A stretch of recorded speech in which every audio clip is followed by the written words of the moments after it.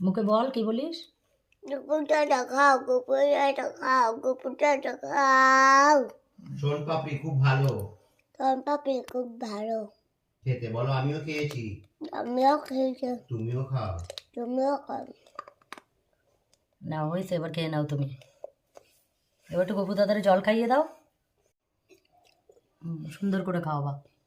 বসে নাও, গপু দাদাকে আস্তে করে সুন্দর করে খাওয়া। জল পড়ছে দেখে খাওয়াও। ডানাতে বোকা।